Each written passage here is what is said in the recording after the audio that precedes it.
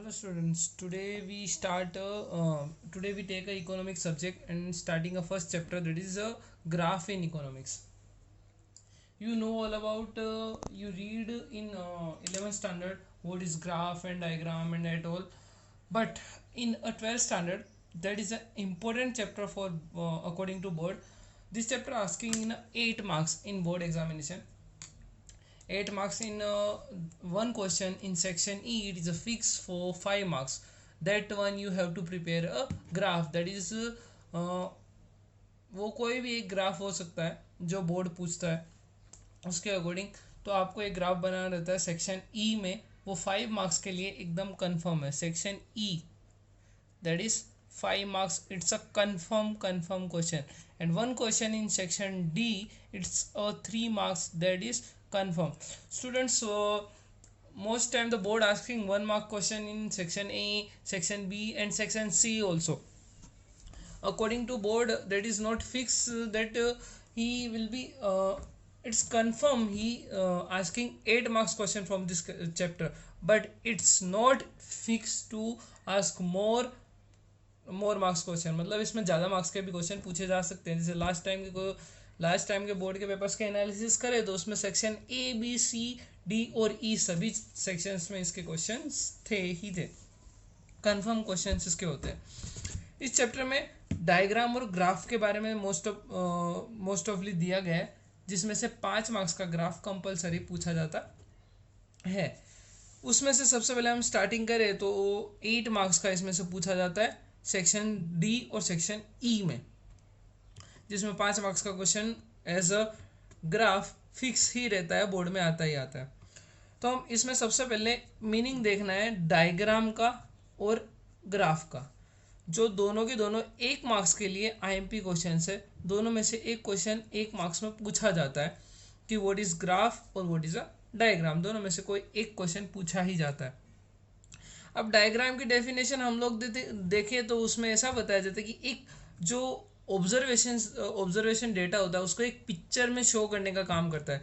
जैसे कि आप लोगों ने 11th स्टैंडर्ड में स्टेटिस्टिक्स में देखा था डिस्क्रीट फ्रीक्वेंसी डिस्ट्रीब्यूशन, जिसमें ये मैंने यहाँ पे एक टेबल भी क्रिएट किया है डिस्क्रीट फ्रीक्वेंसी डिस्ट्रीब्यूशन का, जिसमें आपने देखा था कि कोई भी नंबर्स होते थे, वो नंबर्स के बीच में टोटल नंबर्स कितने, ऐसा आप एक ड्राइंग क्रिएट करते थे, एक डायग्राम क्रिएट करते थे, उसको हम डायग्राम बोल सकते हैं, उसको हम एक डायग्राम के रूप में देख सकते हैं। और उसके बाद में अगर देखा जाए तो एक सेंटेंस और लिखा है मैंने, a diagram is a draw for a data which are presented in discrete frequency. मतलब जो डेटा डिस्क्रीट फ्रीक्वेंसी में दिया होता है उसके लिए हम लोग डायग्राम प्रिपेयर करते हैं। ये डायग्राम की सिंपल डेफिनेशन थी। The data given in discrete frequency distribution that is prepared in a diagram। और ग्राफ में जो होता है वो डेटा डिस्क्रीट फ्रीक्वेंसी का होता नहीं है। Graph is also representation of observation data by way of a picture के थ्रू, दोनों ही चीज़ें पिक्चर के थ्रू शो होती है, दोनों में ही पिक्चर बनाई जाती है, जो डेटा दिया होता है उसके अकॉर्डिंग पिक्चर बनाई जाती है। लेकिन होता ये है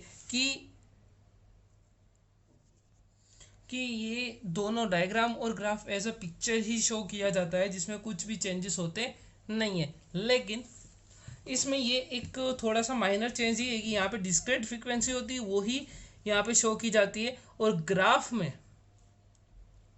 में जो डेटा होता है वही शो किया जाता है। जैसे but a graph is drawn for a statistical information which is not a self एक्सप्लेनरी।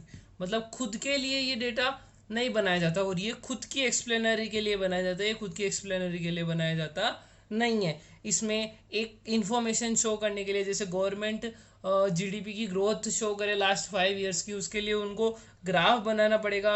हम कुछ अंडरस्टैंडिंग करते हैं हमारे पर्सनल मैटर के लिए तो हम ग्राफ बना सकते हैं, it's not issue, but most ऑफली for the personal information that is created by that we can create a diagram.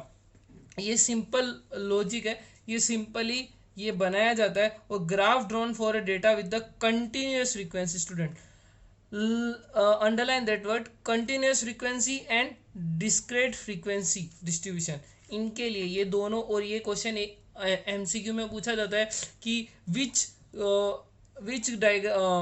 For a district frequency which one is created, diagram, graph, ये सब ऑप्शंस में आपको दिए जाते हैं, एमसीक्यू में पूछा जाता है। नेक्स्ट हम आगे देखें तो मैंने एग्जाम्पल लिख रखा है एक टेबल का, इधर भी ग्राफ के टेबल का। ग्राफ के टेबल में प्राइस, सपोज कि प्राइस दिए 1 2 3 और उसके सामने डिमांड दी, प्राइस रुपीज़ में दिए और डिमांड यूनिट्स में दिए, तो वो इंक्रीज मतलब जैसे 1 रुपये की जब प्राइस थी तो 100 थी, तो हम अगर ग्राफ प्रिपेयर करेंगे तो ऐसे प्रिपेयर करेंगे जिसमें प्राइस मतलब जो फिक्स यूनिट्स है वो प्राइस हम यहाँ शो करेंगे और जो डिमांड है वो हम यहाँ शो करेंगे, तो इसके अकॉर्डिंग हमारा ग्राफ प्रिपेयर होगा। फिर दूसरा है importance of the diagram and graph in economics. ये भी एक इंपॉर्टेंट क्वेश्चन है जो कि आपको 2 मार्क्स में पूछा जाता है कि state the importance of diagram and graph in economics. ये भी 2 मार्क्स में पूछा जाता है। ये इस चैप्टर में से मोस्ट ऑफ द क्वेश्चंस पूछे ही जाते हैं। So students prepare it chapter, prepare this chapter, that the first importance, economics is a difficult and complicated। Economics difficult और कॉम्प्लिकेटेड है, उसको समझने के लिए, उसको पढ़ने के लिए हम ग्राफ और डायग्राम का यूज करते हैं और वो हमें इजी बना देता है। मतलब कि अगर हम थ्रू ग्राफ और डायग्राम्स के थ्रू हम अगर इकोनॉमिक्स को समझते हैं तो वो हमारे लिए ईजी टू अंडरस्टैंड हो जाता है, अच्छे से समझ सकते हैं उसको। इसीलिए ग्राफ्स और डायग्राम का मेन मोटिव यही है कि इकोनॉमिक्स में इनको दिया गया है। अब जैसे हमें अलग अलग ईयर्स की जीडीपी देखनी होगी, कौन से ईयर में जीडीपी इंक्रीज हुई डिक्रीज हुई, अगर हम उसका ग्राफ बना के देखते हैं तो ग्राफ बना के देखने पर वो हमें एकदम इजीली अंडरस्टैंडेबल हो जाएगा। और अगर हम रेट्स देखेंगे तो it's to be difficult to measure, but graph is a better option to understand any things in economics। next one, various year, बहुत साल और उसके अकॉर्डिंग इकोनॉमिकल पैरामीटर्स हो तो उनको समझना भी, उनको ऑब्जर्व करना भी थोड़ा डिफिकल्ट हो जाता है। लेकिन अगर एक सिंगल डायग्राम हम उन सब का क्रिएट कर ले कि अलग अलग ईयर्स में कौन से इकोनॉमिकल पैरामीटर्स लिए गए थे, उनसे इम्प्लीमेंटेशन कितना हुआ, वो सब चीज़ें अगर हम देख लें, एक सिंगल डायग्राम में प्रिपेयर कर ले, तो it's to be easier to understand, हम उसको इजीली समझ सकते हैं। Next question, changes occurring in a sector can also easily understanding. मतलब हमने अगर कोई ग्राफ प्रिपेयर कर रखा है तो किसी भी वजह से, जैसे सपोज हमने एक ग्राफ प्रिपेयर कर रखा है कि सेल्स का, हर ईयर 5 ईयर्स के सेल्स का हम एक ग्राफ प्रिपेयर करते हैं। अब वो ग्राफ में किस ईयर में कम सेल है, किस ईयर में ज़्यादा सेल है, तो हम उसका ईजीली हम उसका पता लगा सकते हैं। और जो मेजर्स हमको मेजर लेने पड़ेंगे to increase sale, that it be better, दैट वो हम मेजर हम easily, better measures we can take it.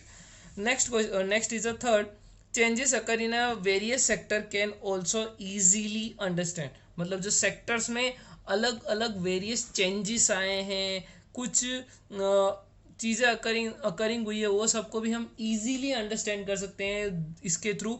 और जो कंपैरिजन है, that is a word comparison, वो हम लोग इजीली कर सकते हैं किसी के बीच में भी। जैसे कि किसी अगर 2 कंपनीज में हमको कंपैरिजन करना हो तो अगर उनकी सेल्स का या परचेज का ग्राफ बनाया हो या उनका प्रॉफिट ईयर्स का ग्राफ बनाया हो तो हम उसको इजीली अंडरस्टैंड कर सकते हैं। लेकिन नेक्स्ट थिंग ये है कि अगर गवर्नमेंट, जैसे 2 कंट्रीज के बीच में भी अगर कंपैरिजन करना है तो ग्राफ हमारे पास अवेलेबल है तो हम उसको इजीली कंपेयर कर सकते हैं। Next thing, that the certain difficult principle of economic are easy to understand with the help of the diagram and graph. मतलब जो इकोनॉमिक्स के कुछ प्रिंसिपल्स है, जैसे कि डिमांड, लॉ ऑफ डिमांड है, लॉ ऑफ सप्लाई है, इन सब चीज़ों को हम बेटरली ग्राफ और डायग्राम के थ्रू हम इजीली समझ सकते हैं, जिसमें कोई डिफ़िकल्टी या कोई इश्यू आता नहीं है। उनको हम इजीली अंडरस्टैंड कर सकते हैं, इजीली गेट कर सकते हैं कि कैसे डिमांड, प्राइस कम होती है तो डिमांड बढ़ती है, और जब प्राइस बढ़ती है तो डिमांड कम होती है। वो इजीली हम एक मेजर के थ्रू, एक अगर हमारे पास ग्राफ क्रिएटेड होता है तो उसके अकॉर्डिंग हम समझ सकते हैं। ये रहा इंपॉर्टेंस। फिर नेक्स्ट मोस्ट टाइम पे question aspects to be consider will drawing a diagram और अ ग्राफ, मतलब डायग्राम और ग्राफ बनाते समय हमको कौन सी बातों का ध्यान रखना चाहिए, कौन सी बातों को हमको मेजर्स अच्छे से करना चाहिए, ये सब चीज़ें हमें देखनी होती है। Most most most important question है, 4 साल के पेपर में से 3 साल के पेपर में ये क्वेश्चन होता ही है, एस्पेक्ट टू बी कंसिडर।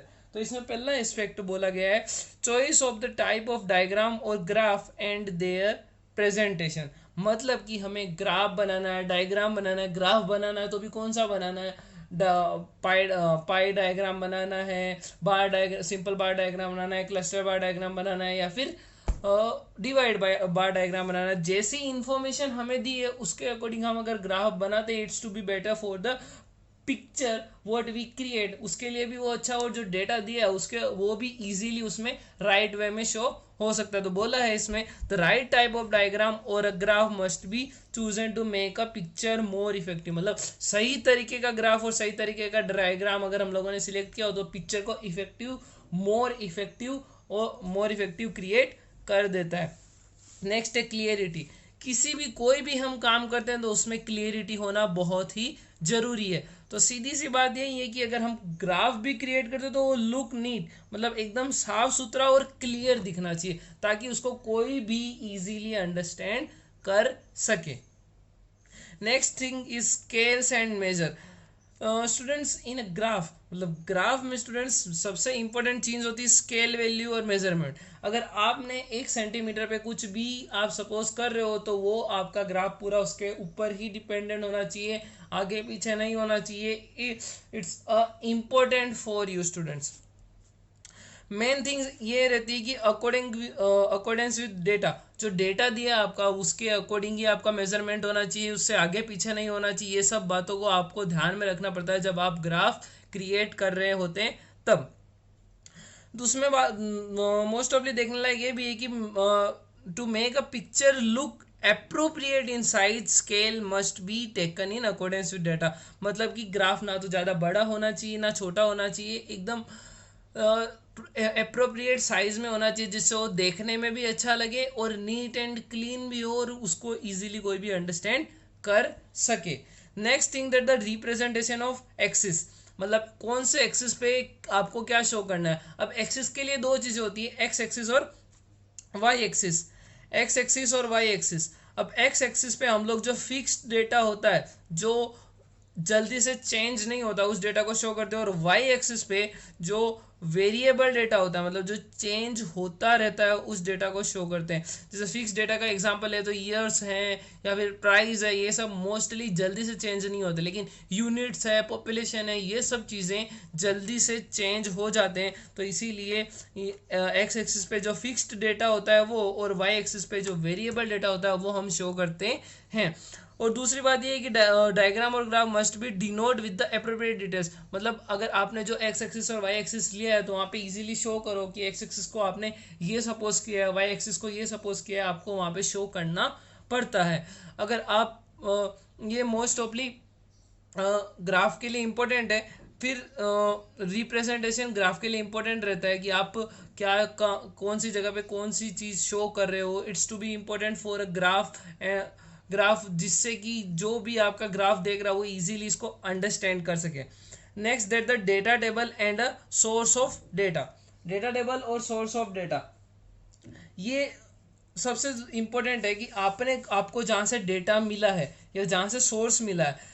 तो देखो इसमें लिखा है कि diagrams and graph must B accompanied by the data table from which they are created, the picture become a more reliable, मतलब आपने जहाँ से डेटा लिया अगर आप वहाँ पे वो शो करते हो, अगर वो एक अच्छी जगह से आपने और वो रिसोर्स अच्छे लिए आपने, तो आपका जो पिक्चर है जो डायग्राम है वो मोर रिलायबल सच्चा दिखाई देगा, जिसके ऊपर कोई भी क्वेश्चनरी कर सकता नहीं है। ओके स्टूडेंट्स, फिर लास्ट बचा है 6 नंबर पे method of calculating the data, data को कैलकुलेट करने की method. When a picture is drawn from a data simplified with the statistical formula, it is appropriate to state the statistical method of briefly, मतलब आपने जो भी जिस data से भी क्रिएट किया है, जिस डेटा से क्रिएट किया है वो चीज़ आपको शो करनी पड़ती है इनमें। मतलब आपने जिस भी तरीके से, मतलब कि आपने क्या एक्स एक्सिस लिया है, क्या वाई एक्सिस लिया है, सब कुछ आपको नीचे पॉइंट्स में शो करना पड़ता है, जिसकी वजह से कोई भी इजीली आपके बनाए हुए ग्राफ को या डायग्राम को इजीली समझ सके, अंडरस्टैंड कर सके। ये 6 पॉइंट्स थे जिनको ये मोस्ट इंपॉर्टेंट क्वेश्चन है, जिनको बोर्ड मोस्ट ऑफली बहुत बार पूछता ही है। और नॉर्मली हमने देखा कि डायग्राम किसे कहते हैं, ग्राफ किसे कहते हैं, उसके बाद में इंपॉर्टेंस देखे ग्राफ और डायग्राम के, उसके बाद में इंपॉर्टेंट एस्पेक्ट्स देखे, मतलब कौन सी बातों को ध्यान में रखना चाहिए जब हम ग्राफ बनाते हैं तब। और दूसरी बात ये है कि अब जो डायग्राम्स के टाइप्स है, ये भी 1 मार्क्स के लिए ये क्वेश्चन बहुत ही इंपॉर्टेंट है। ये 1 मार्क्स में पूछा जाता है कि कौन कौन से डायग्राम्स को हम प्रिपेयर कर सकते हैं। तो पिक्टोग्राम है, स्केटर डायग्राम है, लाइन डायग्राम है, सर्कल डायग्राम है, बार डायग्राम है, पाई डायग्राम है। ये इतने सारे डायग्राम्स के टाइप है जो कि 1 मार्क्स में बोर्ड पूछता है कि state the different type of diagrams, question करके पूछ सकता है। अब अकॉर्डिंग टू बोर्ड एग्जामिनेशन 3 तरीके के आपको ग्राफ पूछे जाते हैं। 3 तरीके के ग्राफ में, एक होता है सिंपल बार डायग्राम, दूसरा डिवाइड बार डायग्राम और तीसरा क्लस्टर बार डायग्राम। ये 3 तरीके के डायग्राम आपको बोर्ड में पूछे जाते हैं। ये बोर्ड इन 3 में से कोई एक डायग्राम आपको पूछता है, जिसके ऑप्शन में कुछ रहता नहीं है, आपको कंपलसरी करना पड़ता है। और ये 5 मार्क्स में पूछा जाता है, जो कि एकदम हम कहें तो फ्री मार्क्स माने जा सकते हैं। ये 5 मार्क्स एकदम फ्री के माने जा सकते हैं। सिंपल बार डायग्राम में आपको एक्स इंफॉर्मेशन दी होगी, जैसे कि हमने यहाँ पे देखा था कि प्राइस और डिमांड की इंफॉर्मेशन दी। प्राइस को हम लोग एक्स एक्सिस पे शो कर देंगे और डिमांड को वाई एक्सिस पे शो कर देंगे और डायग्राम ड्रॉ कर देंगे। तो ये सिंपल क्या हो गया, सिंपल बार डायग्राम हो गया simply. Next thing is divide bar diagram, मतलब कि आपको टोटल, जैसे सपोज करो कि रूरल और अर्बन एरिया और टोटल पॉपुलेशन आपको दी जाती है। जैसे रूरल में 40, अर्बन में 80 और टोटल आपको दे दिया 120। तो आपको जो लाइन है वो 120 तक लेके जानी है। और अगर रूरल 40 है तो 40 पे लाइन खींच के रूरल नीचे हो गया और अर्बन ऊपर हो गया। ये डिवाइड बार डायग्राम में ये ऐसा होता है। फिर तीसरा होता है क्लस्टर बार डायग्राम। यही एग्जाम्पल लेते हैं। इस एग्जाम्पल में रूरल इतने हैं, अर्बन इतने हैं और टोटल इतने हैं। ये तीनों की तीनों चीज़ें इसमें शो करनी पड़ती है। और डिवाइड और क्लस्टर बार डायग्राम की इंफॉर्मेशन मोस्ट ऑफली सेम जैसी रहती है। इसमें कोई बड़ी बात नहीं है। आपको बोर्ड उसके रिगार्डिंग इंफॉर्मेशन देगा कि you have to prepare a cluster bar diagram और अ डिवाइड बार डायग्राम। ये दोनों ही बहुत इंपॉर्टेंट है। ये दोनों चीज़ें बहुत बार तीनों ही पूछी जाती है और तीनों ही चीज़ें कोई टफ नहीं है। जब हमारा नेक्स्ट वीडियो होगा तब हम ये तीनों 3 टाइप्स की डायग्राम्स देखेंगे, कैसे प्रिपेयर करते हैं। दूसरा डेटा सीडी किसे कहते हैं, कंप्यूटर टेक्नोलॉजी, जो कि इस चैप्टर में से 1-1 और 2-2 मार्क्स के इंपॉर्टेंट क्वेश्चंस है, वो भी हम देखेंगे। और एमसीक्यू बेस्ड में भी वो क्वेश्चंस पूछे जाते हैं। तो आज हमने देखा कि डायग्राम किसे कहते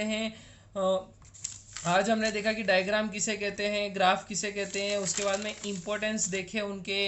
इंपॉर्टेंस देखने के बाद हमने उनके एस्पेक्ट्स देखे कि important aspects to be consider well drawing a diagram, और ग्राफ को बनाते समय कौन कौन सी बातों को ध्यान में रखना चाहिए, ये सब चीज़ें हमने देखी। उसके बाद में डायग्राम्स के कितने टाइप्स होते हैं अकॉर्डिंग टू बोर्ड एग्जामिनेशन, कौन कौन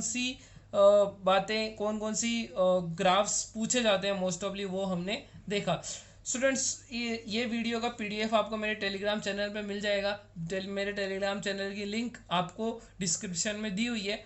तो please share and subscribe my channel for more videos. Thank you.